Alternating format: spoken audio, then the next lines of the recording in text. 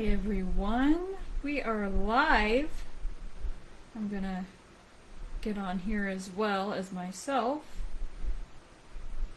It's great to be with you tonight. If you're out there, can you make a comment so I know that you're there? Let's see. It's always the first little testy part, trying to see if it's working that we are live. Okay. I see that we are live. I just liked it as myself. Let me make sure that the sound is working. Oh, hi, I see 2 people are with us right now.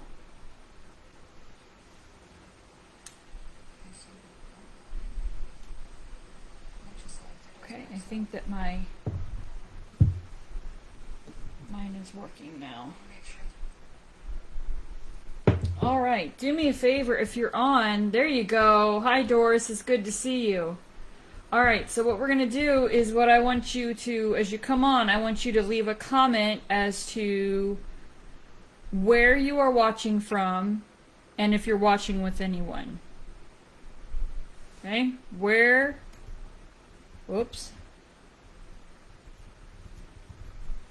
Are you watching from? And with whom are you watching?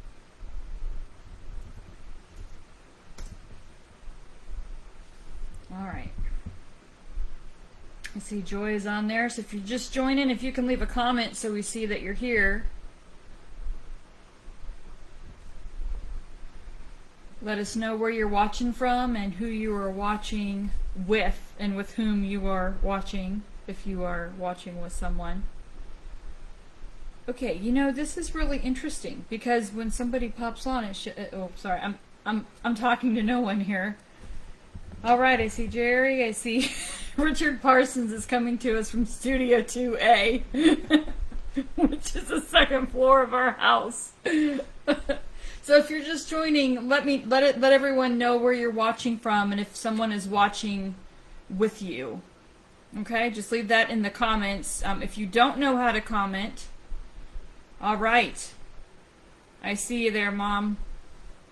All right, well, I think more people are going to be joining us. And you know what? I forgot to plug in my extra light here.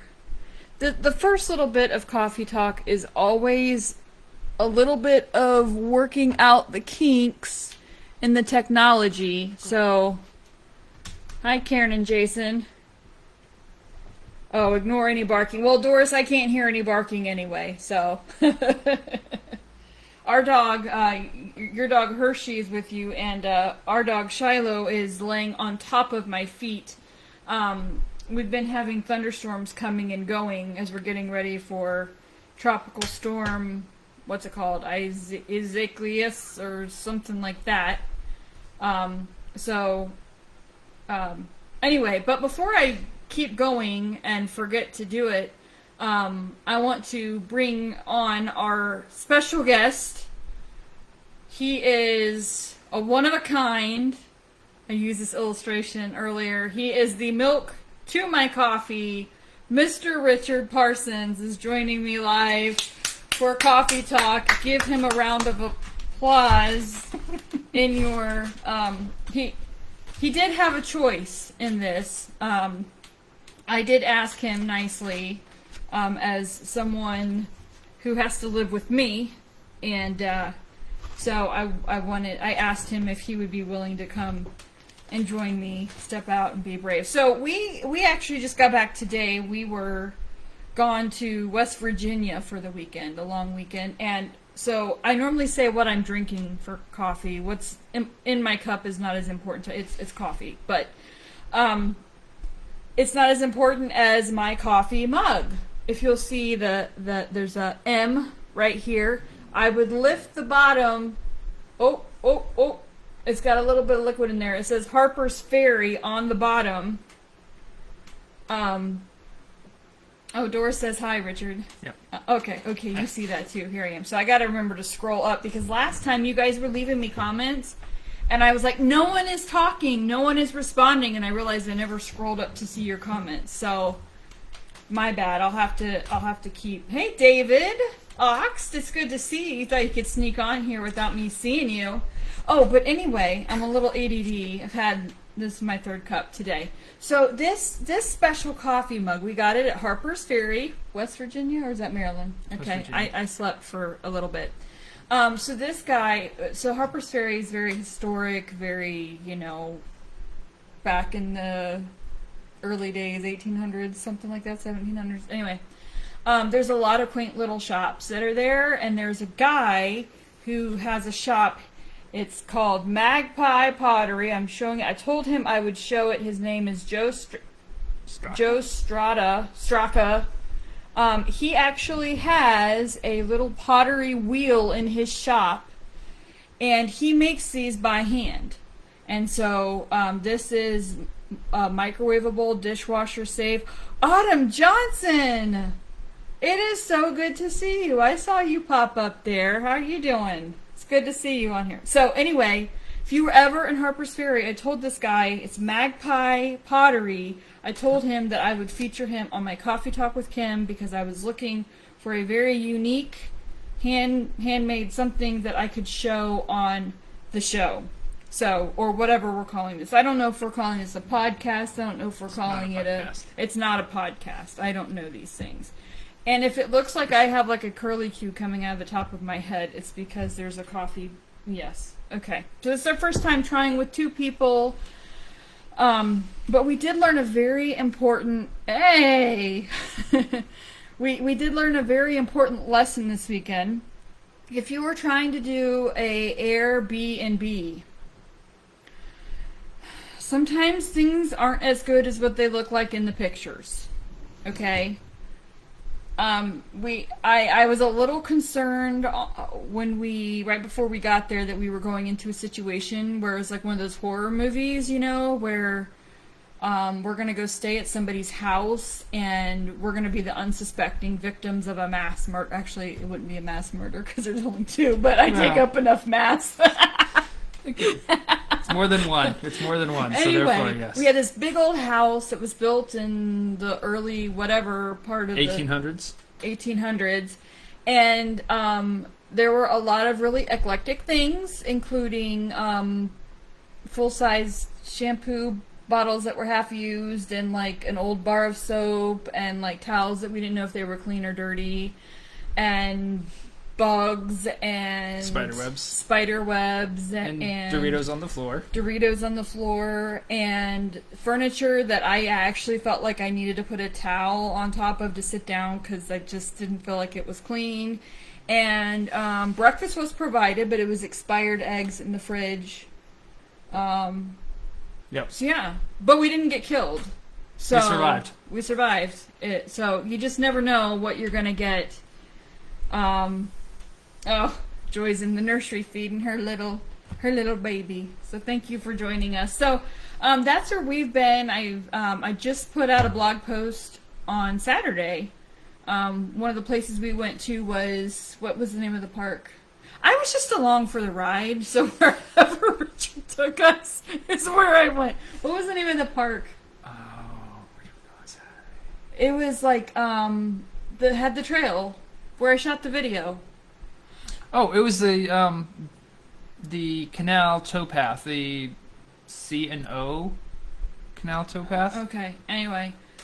People who know the area would know what I'm talking about. Yeah, it's right on the line of West Virginia and Maryland. It goes along the banks of the Potomac River for like 150 miles. Yeah, and it's close to Antietam, where the Battle of Antietam took place. So, anyway, so I took some pictures there, and I posted a few lessons that I had learned just from nature on our walk there. I still have some more to post, but anyway. So let's get to our topic of conversation tonight. So I put out there, the last couple times I've talked about anxiety and what it's like for me, but I thought it might be nice to bring somebody from the other side because I don't know, I mean, honestly, there's times I'm dealing with people that have anxiety as well. Towpath. Thank you, Dan. So it's nice to get the other side of things, and I thought there might be some of you guys out there that just need some encouragement from the other side of the coin. If you have a loved one that battles with anxiety, probably even more than what my battle is, but so that's why I asked if Richard if he would be able to be willing to come on. And so before we actually talk about that, I just wanted to mention a couple things about what led up to my anxiety. I think I struggled with anxiety for quite a while, but I didn't have a name to put on it. A lot of it centered around trying to have kids, and we weren't having kids. And I remember I'd lay in bed and it felt like I was going to explode. I couldn't keep it together, and just feeling like there was so much inside of me that it would end up leaving me feeling helpless and hopeless, but I didn't ever remember having panic attacks. That started happening after we had placement of the child that I've mentioned in my blog, and we experienced some secondary trauma from that. I know I experienced some physical trauma from that situation, and just the fear that I felt from being in that situation, along with the fear that I felt of getting out of that situation, really just threw my whole body for a ringer, and got to the point where I couldn't eat. I lost quite a bit of weight. I felt sick all the time. And once we made the decision to not pursue the adoption, that's when the panic attacks started for me. So anyway, I wanted to give Richard some opportunity here to talk. So before the diagnosis, I say before the diagnosis because we went for a time that we didn't know what this was, but I had always been very vocal. My family knows this about me. Like, I say what I'm thinking, what I'm feeling. Poor Richard definitely knows this because I'm always trying to figure out why I'm having dreams that I'm having, or always talking it out. Always talking it out. So before the diagnosis, Richard, why don't you tell them what we talked about, for you, what it was like? So it was difficult because I didn't exactly know what was going on. I knew that things were going through her mind, but I didn't know how to help her. Me being a guy, our natural tendency is to problem solve, to say, oh, this is what you need to do, here's the steps.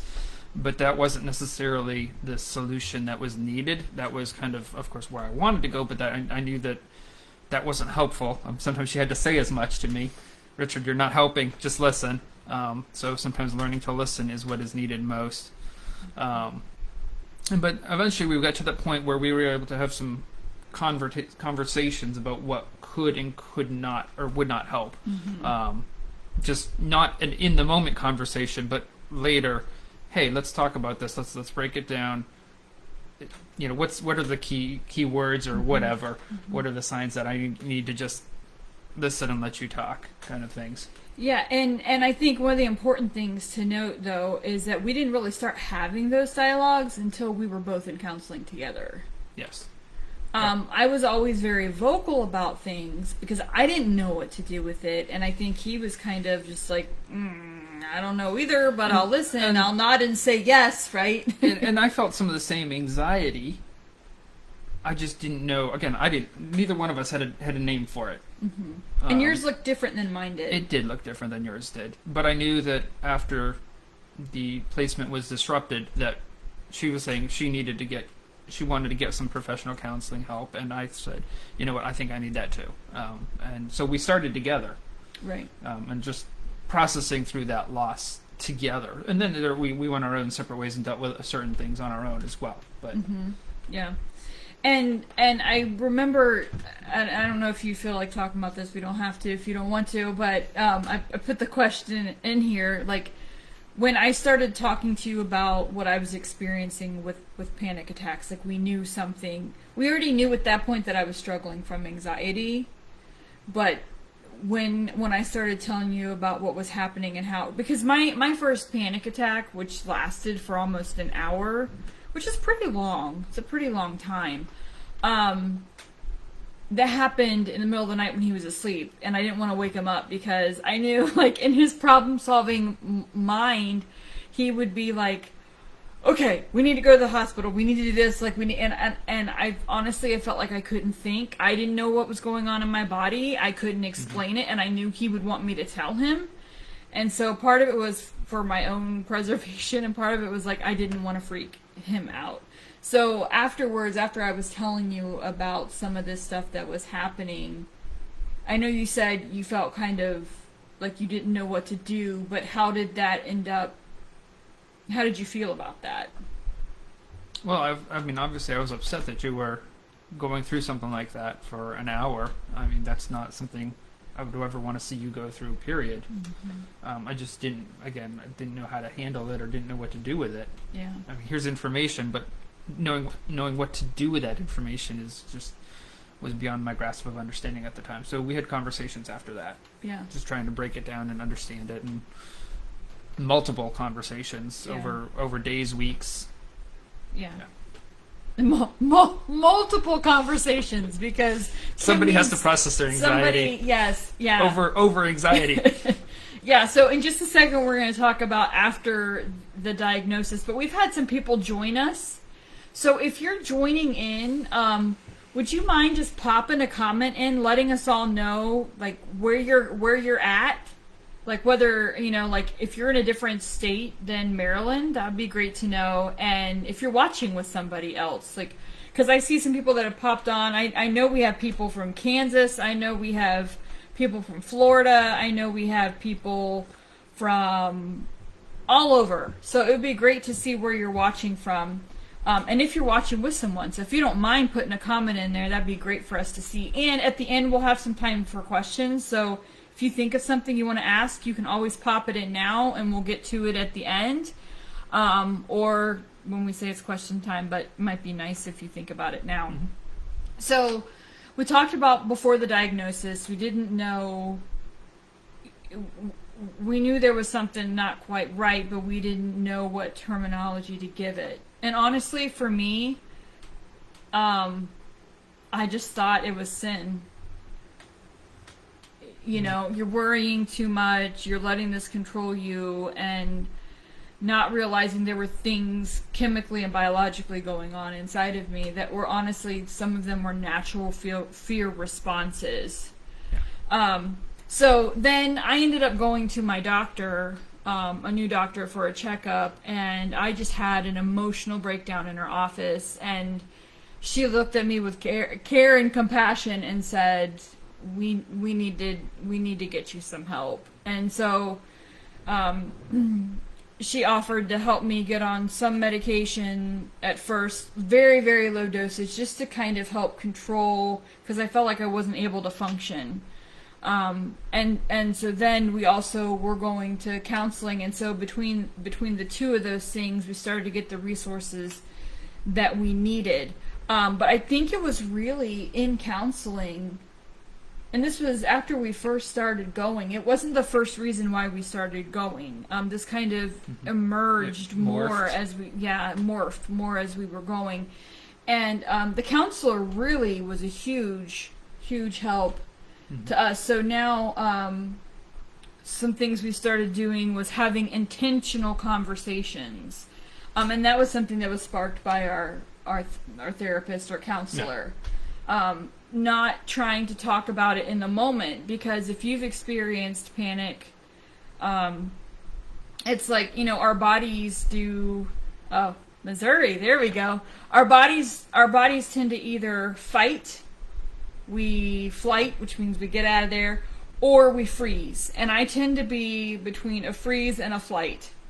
And in the middle of panic, I can't think logically. I don't have access to that part of my brain because I am hyper vigilant. That's what it's adrenaline pumping through. It's why a mom, they gave that illustration of the mom lifting the car to get the car off the kid. The whatever. Our brains are in this different mode that it's just like we don't even think about things. We just do them. So having intentional conversation what do I need, or if I'm starting to show this, or if I'm starting to say these things, this is a sign. Yes. Yeah, so we're just trying to pick up on some of those signals, whether it's just the pacing of the floor. I mean, we've become I feel like we've become rather adept at noticing them now. Mm-hmm. But sometimes it's just nervous energy, can't settle, can't sleep, Can't focus. Or maybe it's just a focus of just trying to ignore everything. The flip side of things too. Sometimes you want to tune it out because it's causing you that anxiety. And sometimes I think when I was feeling really anxious, something I would do a lot, I don't think I do it as much anymore. I would apologize a whole lot for everything. Everything I say, oh, I'm sorry. Oh, I'm sorry. Like, that was my first instinct. If I was feeling self-conscious or anxious about something, or I was anxious about, oh, how is he going to take this? Have I put him out? Am I being a burden? Am I, like, those are all things going in my mind. And so I felt like I was apologizing a lot. And if you have somebody around you that apologizes for everything, some of it could just be a habit that people are into. But, I mean, I think it became kind of a habit for me as well. It But it's could an just be indicator. overly politeness, but it could also indicate that something else is going on behind the scenes for them. Yeah. I mean, it's often associated with someone who has like an imposter syndrome as well. But that's another whole conversation. And Well, and I had posted on the Lessons from the Waiting Room page the 15 signs of indicators of anxiety, and some of those included like not able to focus, pacing, like a zoned out look. yes. Sometimes the face goes white, like all the blood drains from your face, and heavy breathing. So I'll try to repost that. I couldn't share it with you while we were talking for some reason, but if you have somebody in your life that struggles with anxiety, those are things that sometimes a person can't voice it, or maybe they can't put their finger on it. But if you're noticing those behaviors, you can say, "Hey, are you okay? Are you feeling a little anxious?" And that can also be a help that, like, hey, that person sees me. Yeah, now be careful not to diagnose somebody with anxiety. Right. Well, but that- feeling anxious is different than right. having anxiety. Right. Yeah. So. Yeah. So we talked about learning the signs. And then Yeah, go I ahead. would say learning the triggers, and that there's a mutual benefit to that, because then, like, for example, I'm able to notice, oh, she's starting to pace. What do we need to do here? But then I can also help you be proactive about it and say, hey, Kim, you're pacing. And kind of make that a trigger point for you to be, so you can be proactive on your own. It's mutually beneficial. Yeah, and I know that there's times where he knows if I've had to have a meeting that's going to be particularly stressful, or he knows that I'm going to go into a situation that day that's potentially triggering for me. That sometimes he will do special things to, like, try to help offset some of this, or you used to do things like that, though. The typical thing was like, I don't know if you know what I'm going to say, but this is before we knew all of this. I do know what you're going to say. But he used to do things like when we'd find out somebody was pregnant. Is that what you thought I was going to say? No. Okay. I don't know. But he would, like, no, okay, we're not even going to talk about this. I'm just going to get you some candy or get you some flowers, or, like, like, we didn't even really have to speak. We kind of knew that. And that just comes from being in tune with someone, getting to know someone and knowing what's going to be difficult Knowing for that certain them. conversations, certain topics are just hard. Yeah. Sometimes I can tell it from your posture. Yeah. I can see you're sitting in a chair a certain way. I'm like, there's something going on. Yeah. But So it anyway. really is just becoming, aware of what's going on. And then learning the unique responses needed. So, like, for him, I've told him when I'm having a panic attack, so we were in the car and I thought I had taken 2 of my anxiety pills, which caused me to have a panic attack. And then thought come to you find were- out, I don't even think I had taken one. Well, but Yeah. we ended up impatient first because, like, I was tingling all over my body. I felt like I couldn't breathe. And then once you get there and you say you can't breathe, then they're like, and my chest aches, and they're They gotta like, we run the need to test. keep you, and Yeah. like all of that. But he was trying to ask. Well, that's not that time. But when I was first having panic issues, he was trying to ask me lots of questions. I'm like, you can't ask me questions right now. I can't answer you.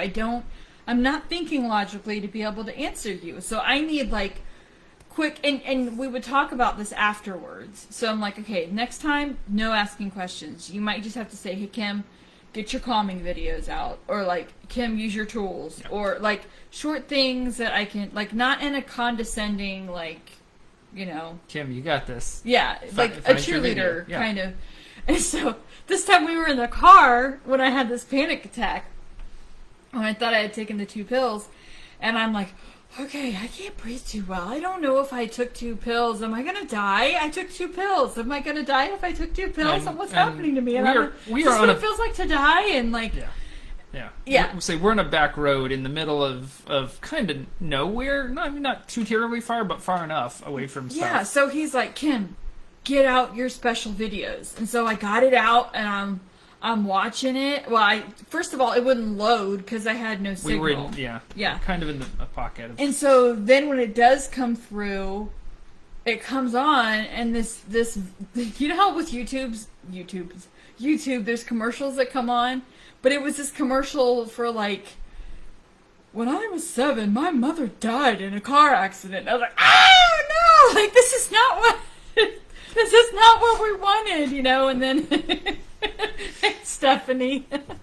So then, we learned I can't be so dependent on things that require the internet. Got to use my breathing exercises, and sometimes that's him breathing with me.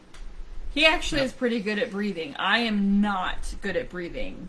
And this was actually reversed the other day because he was really stressed out. And he was stressing me out. I'm like, dude, I already struggle with this, so when you're this way, we can't both be this way at the same time. So he had to go out to his car to do something, and I said, okay, but when you come back in, we're going to do something. He came back in, and I put on my meditation app, and we both laid on the floor, and I have this little, like, neck hammock thing, and I put it on the floor, and he laid in it. And of course, then we were both laying on the floor, and the dog is like all up in our faces because he thinks it's playtime or like whatever. So it wasn't all as relaxing, but we just laid there together on the floor for like 10 minutes, just breathed and like, and that's what we have to do for each other sometimes. So let's talk a little bit about what gives us hope for the future. Did I cover like learning what's needed? We made a list because a cue sheet. We made a cue sheet. I always make a cue sheet because I need to keep myself on track. And you made a cue sheet for me because my anxiety. Yes.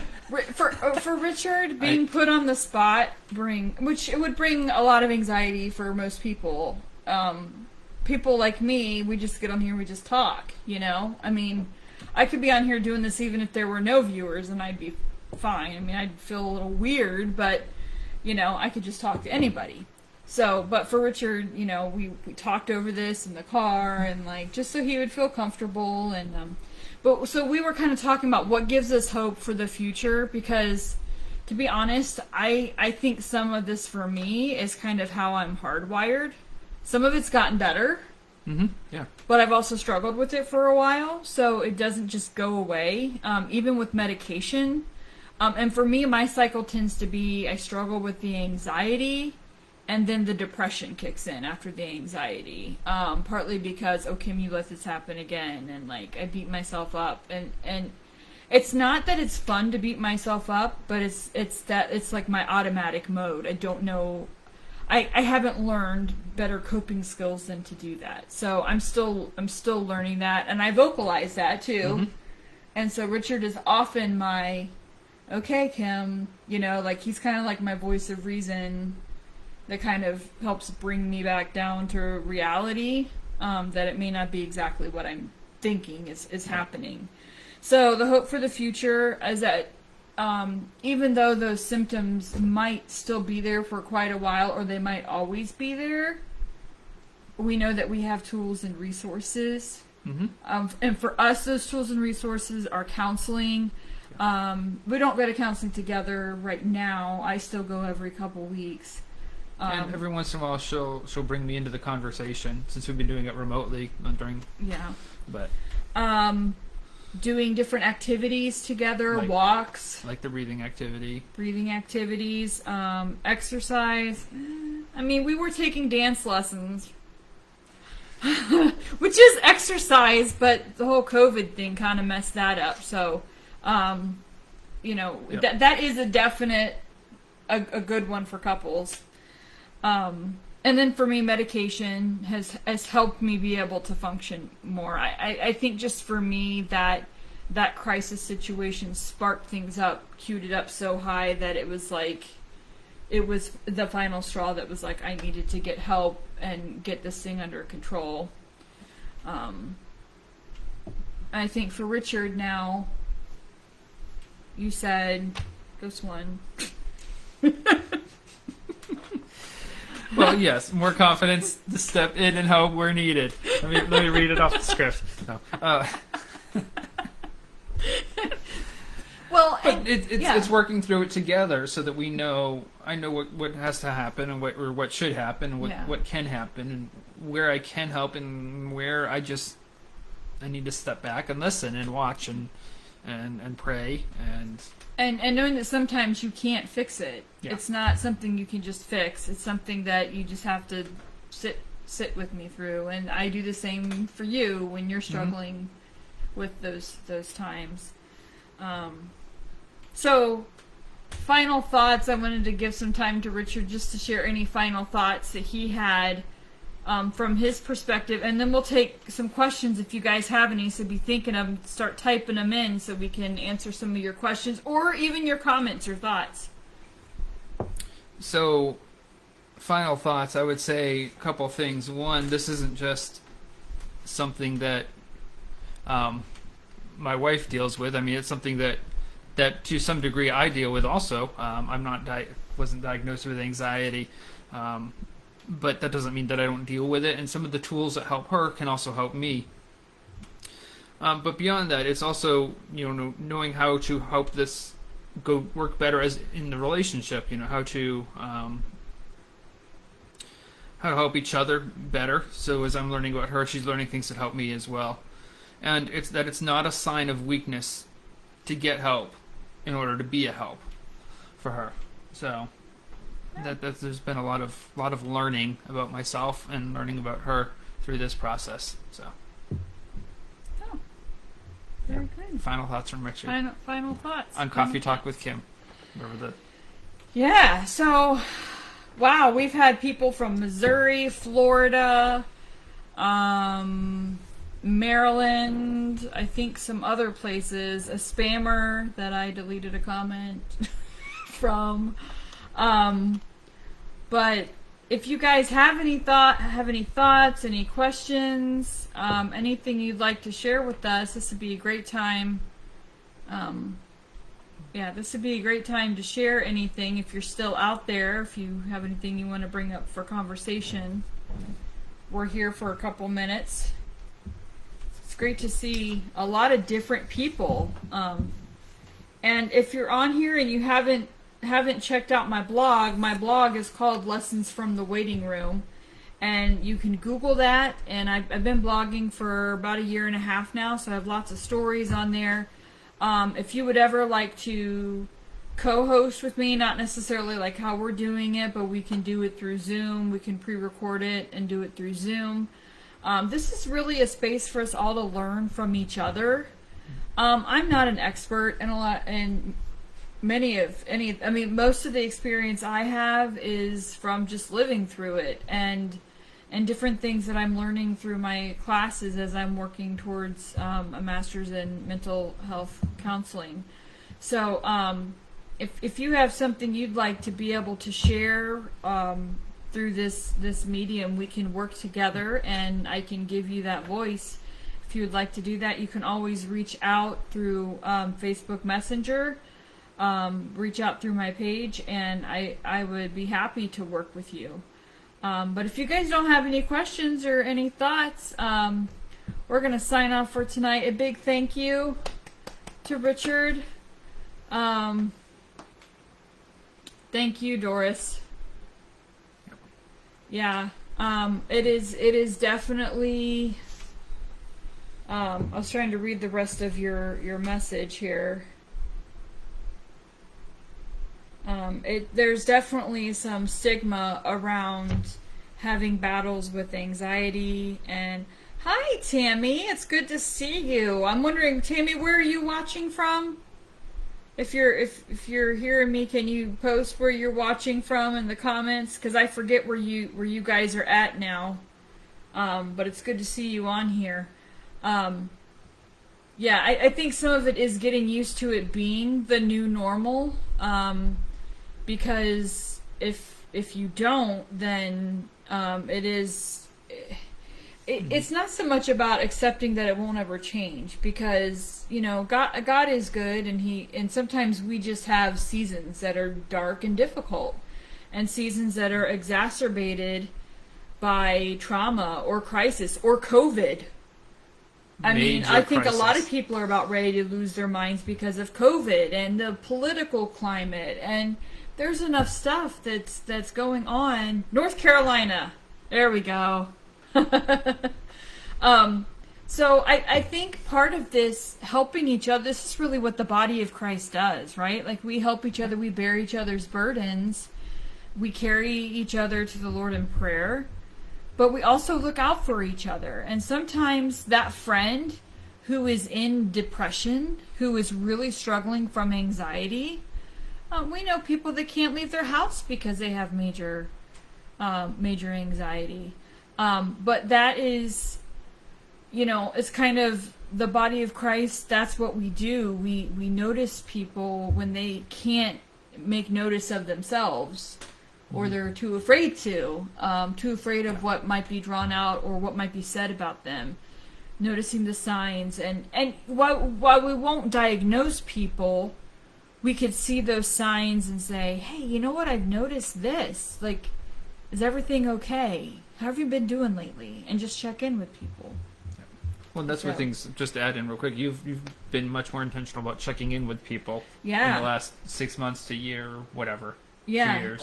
and I work a lot with kids too, so it's like seeing that in the kids. It's like, man, those the biting, the fidgeting, you're starting to notice some of those signs. You sent out the one, without saying too much, you sent out the one email, back in March or April to kids, and the ones that you didn't think would respond. Yeah, were the ones that responded. So once Ty, I'll answer your question in just a second. I see you there.